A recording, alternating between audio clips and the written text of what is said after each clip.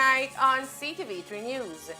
Cops here in the north investigate motorcycle accident that left a Mennonite man with serious injuries. Residents of Pachacan urged to stay alert amid jaguar sightings and human-wildlife conflicts. Second suspect is charged in Belmopan murder of delivery driver Mark Anthony Gabriel. And cane farmers, the mill, and other stakeholders gear up for the 2025-2026 crop season and hope for recovery after last year's challenges. These are some of the stories we have for you tonight in our newscast for Tuesday, January 13th, 2026.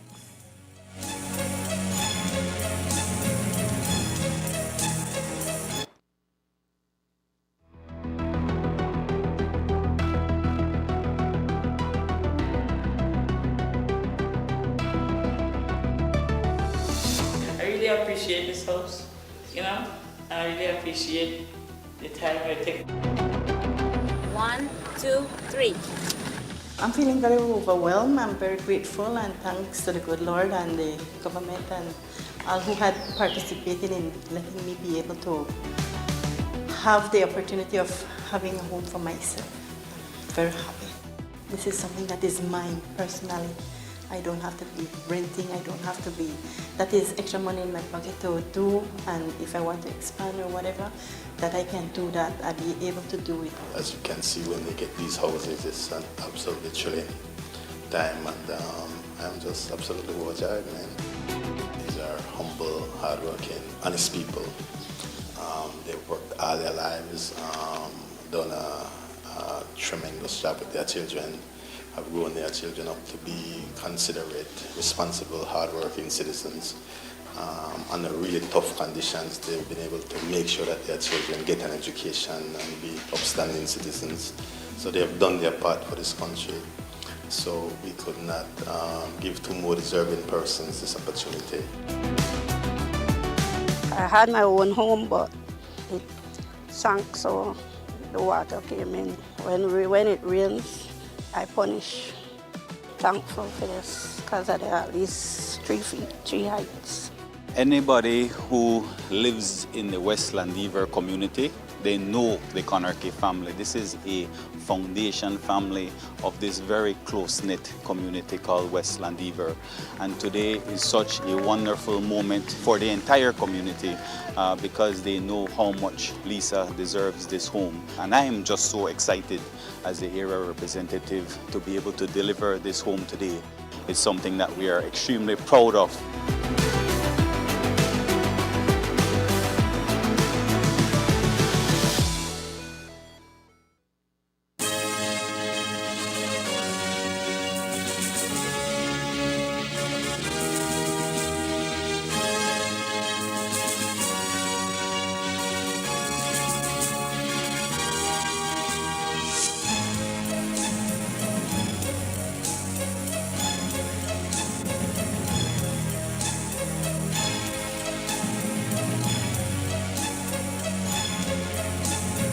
Wild animal believed to be a jaguar preying on domestic animals and livestock, particularly in areas near the Cemetery Road and adjacent sugarcane fields. Speaking today, the village chairman confirmed that authorities, including the Belize Forest Department and the Corozal Sustainable Future Initiative, CSFI, are actively making arrangements to verify the presence of the animals. Plans are also being developed for its possible capture and relocation to a safer, more suitable habitat away from human settlements. Sí, hace más de 2 semanas por ahí cuando se salió el primer reporte acerca de que hay animales del bosque cerca. Entonces contactamos al departamento de Forestry y unos rangers que están en el lado de Sarteneja vinieron y hicieron entrevistas a la gente de esa área por donde ha hecho daño, porque sí ha hecho daño a animales. Y al otro día volvieron, hoy 8 días, martes, instalaron cámaras y regresaron hoy, martes, regresaron a van a leer lo que es record la cámara, pero pues vinieron, tomaron sus cards de cada cámara, pero no pueden darnos la información ahorita, sino que ellos van a pasar todavía en sus computadoras. Ya para el día de mañana vamos a tener resultados de ellos, a ver qué es lo que la cámara pudo captar de una semana atrás. Más recientemente, no ha visto ningún incidente desde que se reportó. Después de que pusieron la cámara, el jueves me llamaron que sí había incidente, pero pues yo no estaba en la aldea ese rato y tuve que regresar para ver qué estaba pasando, pero pues ya después de eso no se pudo ver nada más del animal, pero según una persona que lo vio dice que es un animal grande, de monte grande, negro. Y en otra ocasión, el jueves también, una persona me dijo que estaba y fue a su monte a hacer un trabajo cerquita de la aldea y pudo ver 2 jaguares. Esos sí son 2 jaguares que él vio. Entonces, ese es de día y él lo vio casi en movimientos suaves, se movieron y él pudo ver que es jaguar. Y recientemente, como 3 días atrás,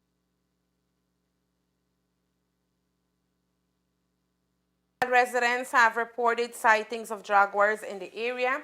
Officials stress that direct encounters with humans remain rare. Jaguars are typically solitary animals and do not naturally prey on people. Experts note that increased sightings and conflicts are often linked to habitat loss and prolonged dry conditions, which can force wildlife closer to villages in search of food and water.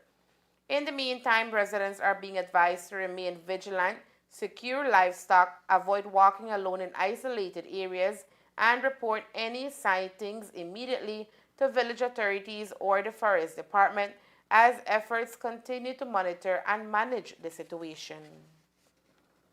pues prácticamente podemos decir que ha entrado hasta 2 cuadras dentro de la aldea, porque una cuadra de atrás y el camino principal, que es el camino nuevo, que es el Remate Road Bypass. Entonces ese animal atraviesa acá y pasa dentro de la aldea, una cuadra dentro también. Lo que le pedimos a nuestra comunidad es que tenga mucha precaución, sea de día o de noche, aunque hemos visto más que han salido más tipo de noche a cazar, ¿no? A buscar los animales de casa, pero pues no descartamos la posibilidad de que puedan salir de día, aunque por la razón de que el clima está fresco y todo, ¿no? Normalmente, según los expertos, no salen mucho de día por el calor, se mantienen más en lo fresco en el monte, pero pues estos días hay mucho frío, un poco de lluvia, entonces puede que, no sé, algún día puedan salir durante las horas del día, pero sí pedimos a la comunidad que tenga mucha precaución de día y de noche. Official confirmation on the presence of these wild animals in these community areas is expected later this week. Authorities here in the north are investigating a serious road traffic incident that resulted in a motorcyclist being hospitalized. On Monday, January 12, 2026, officials visited the Durban Regional Hospital to check on the condition of a male patient receiving treatment for injuries sustained in the crash. The patient, identified as 33-year-old Heinrich Braun, a mechanic from Shipyard Village, was being treated for head trauma and facial bruising. According to Braun's account, the accident took place the previous evening around 7 p.m. as he was riding his red AKT 150 motorcycle from Camp 9 in Shipyard Village towards Guinea Grass Village. He claims that an oncoming vehicle with its high beam headlights illuminated him, causing him to lose control of his motorcycle. This led to a collision with the rear of a horse cart. The motorcycle sustained damage to the front rim and wheel, the left handlebar, and the left side mirror. It is currently unclear whether the horse cart or any other persons involved suffered injuries or damages. Following medical assessment, Braun was issued a medical legal form and was subsequently transferred to the Carl Houston Memorial Hospital for further observation. The investigation into the circumstances surrounding the crash continues. A second person has been charged for the murder of 55-year-old delivery truck driver Mark Anthony Gabriel that occurred on Wednesday, January 7, 2026, in Belmopan. He is 29-year-old Shaylon Melvin Santos, a Belizean construction worker of Tea Kettle Village in the Cayo district, who was today formally arrested and charged for the crime of murder. Santos now joins 25-year-old resident of Camalote, Cayo district, Wilhelm Koi, who was the first to be charged for Gabriel's murder. Officials say the arrest follows continued investigative work, including the review of statements and intelligence gathered since the incident. While police have not released further details of the evidence at this time, they confirmed that Santos was formally charged after investigators established sufficient grounds. Gabriel, 55, was shot through his driver's side window after being run down by two men on motorcycle intent on stealing the proceeds of sales from his delivery truck. However, he locked the truck to ensure they could not. Footage of the incident was captured on surveillance cameras in the area. Early Monday morning around 6:30 a.m., police saw a burglary occurred at the Puma gas station located on New Road in Belize City. The manager of the gas station reported that he had secured the business on the previous day, January 11th, at approximately 4:30 p.m., ensuring that no one was left inside. When he returned to the site on January 12th, he discovered the cash register open with coins scattered on the floor. Further investigation revealed that the back office had been ransacked with an undisclosed amount of cash missing. Initial findings suggest that the perpetrators gained entry by prying open the metal roofing of the gas station. Despite canvassing the neighborhood and interviewing various individuals, police have not yet obtained any useful information regarding the suspects or the circumstances surrounding the burglary.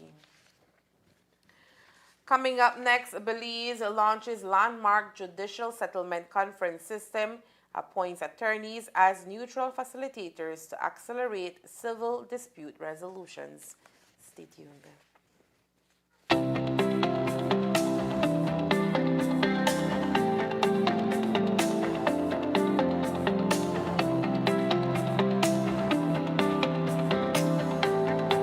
Excited, good. I love my home. I was living with my sister and now I'm so happy that I have my own one, that I could say it is my house.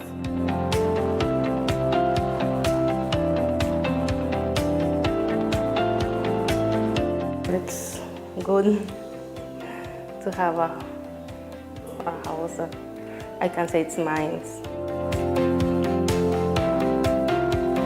Sandy is a single mother who has been all her life living amongst her family. And so when we looked at the names of the individual we thought we were able to help, Sandy is one of them. I know that really needed this assistance. I'm very proud of Sandy and we're very happy to be able to share in this very exciting moment with her, as she now owns a home that she can call home.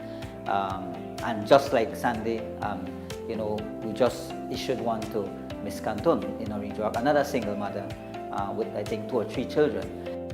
You're not just giving them something, but you're making them, giving them a future, one that they can also have with their children. And so putting a roof over somebody's head is making life better for that individual.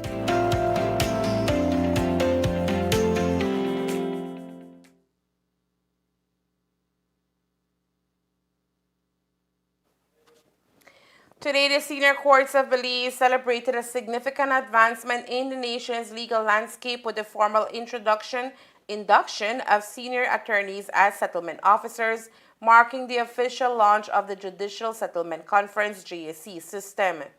This groundbreaking program aims to streamline the resolution of civil disputes through a more collaborative and efficient process. The core concept of the JSC system involves providing parties engaged in civil conflicts with a private, neutral setting where they can negotiate and reach mutually agreeable solutions. The newly appointed settlement officers were seasoned senior lawyers will facilitate these confidential discussions, helping the parties find common ground outside the traditional courtroom environment. Yes, it's a first time the whole process is being introduced there. So we were invited to some initial training. Some training is ongoing, but it's about dispute resolution, trying to help people resolve differences, and it offers another approach to doing so as an avenue of litigation. How will it be different if it doesn't work, it still ends up at court? Yes, if it doesn't work, it ends up at court, but it offers some different opportunities that the existing processes do not. Um, so it is a little different to mediation or arbitration, and hopefully it encourages parties to look to other approaches to resolving differences before going to trial and litigating. The Chief Justice decides what matters come to you. Yes, that's part of the court process. They will assign whatever matters to each officer. I think the parties get a say as well. During the inauguration ceremony, Justice Marta Alexander emphasized the importance of the initiative, describing it as a pivotal institutional milestone for Belize's judiciary. One of the key benefits anticipated from the program is a reduction in the backlog of civil cases, as it encourages parties to settle disputes prior to trial. Justice Alexander clarified, a judicial settlement conference is not intended to replace litigation, nor does it undermine the judicial process. Rather, it offers an alternative pathway to resolution. The appointment settlement officers will play a crucial role in guiding these negotiations, leveraging their extensive legal experience. Justice Alexander addressed them directly, saying, "You hold the significant responsibility of facilitating settlements, and we appreciate your willingness to lend your expertise, sound judgment, and practical insights to this vital effort." The entire initiative will be overseen by the Judicial Settlement Conference Management Committee, chaired by the Chief Justice, which will provide support and ensure the smooth operation of the program. The 2026 sugarcane crop season is projected to begin in less than a week, with the tentative start date set for January 19th as industry stakeholders finalize preparations across the sector. Farmers, truck operators, and mill officials are carrying out last-minute work on cane fields, transportation fleets, sugar roads, and at the Tower Hill Sugar Mill to ensure a smooth opening of the season. These preparations come after a challenging previous crop, during which many farmers were impacted by fusarium wilt, a plant disease that significantly affected yields. Throughout the off-crop period, the Ministry of Agriculture has been working closely with cane farmers to strengthen field readiness and help combat the spread of fusarium wilt. Efforts have included technical support, field assessments, and guidance on disease management aimed at improving crop performance for the upcoming season. With the start of the harvesting now imminent, Minister of Agriculture Honorable Rodwell Ferguson says the ministry will continue to work alongside farmers and industry partners to support production and improve outcomes. He expressed optimism that the collaborative efforts during the off-season will contribute to a more productive and stable crop year. The ministry did last year a lot of aerial spraying to try to mitigate and control the fusarium. I know right now there are studies going on to figure out how we can totally eliminate it and maybe change the rootstock. So once we can change the rootstock that is subsequent to the disease, then we can say we are going to make sure that we can change and improve the fusarium disease in Belize. But do you think that this crop will be better? I mean, last year's one was horrible. Do you think that we will surpass that, or are we on that same level? Well, sometimes crops varies based, especially on climate change. And so if this year is a better temperature for the sugar, then I believe we could get a better crop. It could be similar, I don't know. But we'll wait and see what will be the result at the end of this crop and see if it's a better crop for the sugar industry. The sugar industry remains a vital pillar of the national economy, and stakeholders are hopeful that the 2026 crop season will mark a positive turnaround following last year's challenges. Newly appointed Minister of Immigration Honorable Karim Musa says he is embracing his new portfolio following a major cabinet reshuffle by Prime Minister John Bresenio at the end of the administration's first 5 years in office. Minister Musa was reassigned after serving for 5 years as Minister of Home Affairs, where he oversaw the Ministry of Police during a period marked by significant national security challenges and reforms. The cabinet reshuffle announced late last year was aimed at strengthening ministerial leadership and aligning government priorities for the next phase of governance. Now, a few months into his new role, Minister Musa reflected on his time at the Ministry of Home Affairs, noting the experience he gained while working closely with the police department. While he acknowledged that he occasionally reminisces about his previous portfolio, he emphasized that he is energized by the opportunities and responsibilities that come with leading the Ministry of Immigration. Minister Musa says his focus is now on improving immigration services, strengthening border management, and ensuring the ministry operates efficiently and transparently. He added that he looks forward to contributing to national development through this new assignment and working with staff and stakeholders to modernize the immigration system. You know, I miss the police ministry. Minister Mira is right here, but I certainly am enjoying my time here at immigration as well. I am absolutely impressed by the level of professionalism here at Immigration, Labor and Governance. I'm continuing my tour. There are a lot of other departments and offices that I need to visit, but it's been a very welcoming experience and I look forward to continuing to serve. Thank you. The reshuffle marked one of the most significant changes to the cabinet since the government took office, and Minister Musa's transition signals the administration's continued efforts to refresh leadership and address evolving national needs. Minister Oscar Mira has officially assumed responsibility for the Ministry of Home Affairs, taking over from former Minister Karim Musa and now overseeing the police department following a recent cabinet reshuffle. The leadership transition forms part of a broader change made by Prime Minister John Bresenio as the government moves into the next phase of its term. Minister Mira now assumes responsibility for national security and law enforcement at a time when public safety remains a key concern. Commenting on the change in ministerial leadership, Commissioner of Police Dr. Richard Rosado welcomed the appointment, saying he looks forward to working with the new minister. The commissioner expressed confidence that the transition will bring greater innovation, growth, and progress within the police department, guided by a shared vision for public safety and organizational development.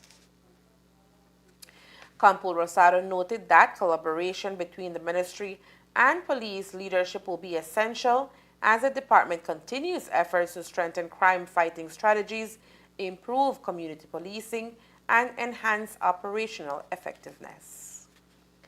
And there is more news after the break. Stay tuned.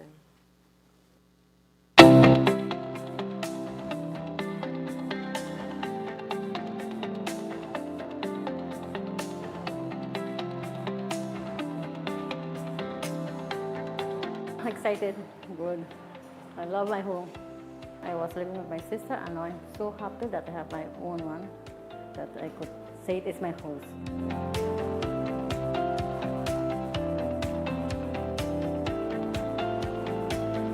It's good to have a house.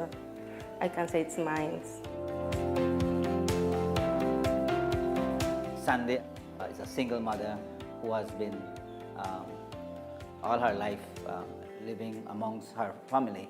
And so when we looked at the names of the individual, we thought we were able to help. Sandy is one of them. I know that really needed this assistance. I'm very proud of Sandy, and we're very happy to be able to share in this very exciting moment with her, as she now owns a home that she can call home. And just like Sandy, you know, we just issued one to Miss Cantun in Orange Walk, another single mother with I think 2 or 3 children.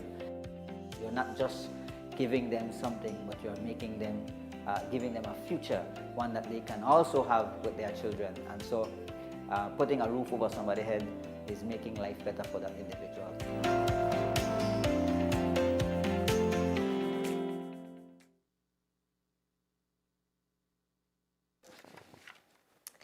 On January 12, 2026, Taiwan's ambassador to Belize, Lily Wen-Su, met with Minister of Agriculture, Food Security and New Growth Industries, Rodwell Ferguson.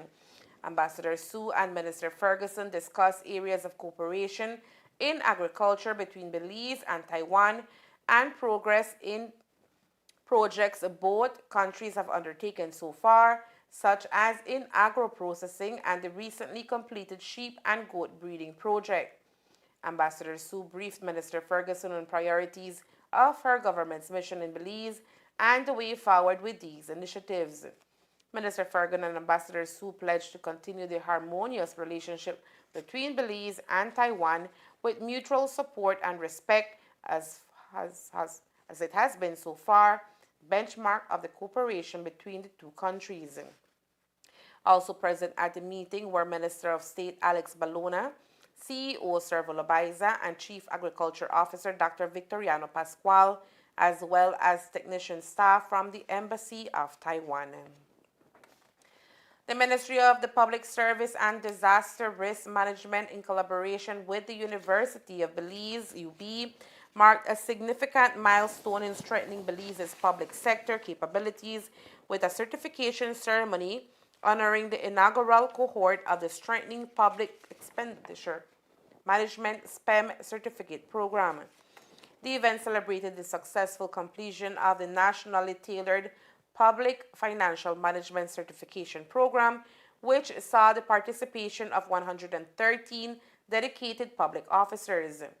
Out of these, 94 officers received certifications across several specialized financial management courses. The comprehensive program included a general introduction to public sector fiscal management and 5 key certification streams focused on critical areas such as accounting, budgeting, treasury and cash flow management, procurement, and internal control and risk-based auditing. In his remarks, Honorable Henry Charles Usher, Minister of the Public Service and Disaster Risk Management, described the initiative as a transformative step forward for Belize's public service. The program was implemented through Component 1.4, strengthening capacity building to improve institutional capacity as part of the SPEM project. Funded by the Inter-American Development Bank IDB, the project was developed following a comprehensive skills gap analysis conducted in 2024, which highlighted critical deficiencies in public financial management across government ministries and departments. Minister Usher further emphasized the strategic importance of the program, noting that SPEM will serve as a foundation for ongoing professional development in public financial management. The SPEM project exemplifies a strategic partnership between the Government of Belize, the University of Belize, and the Inter-American Development Bank. It aims to establish a sustainable model of public financial management training that will become a permanent feature within Belize's institutional framework. And that's the news. We invite you to join us for another newscast on Wednesday, January 14th here on CTV3 News and Face FM 106.7.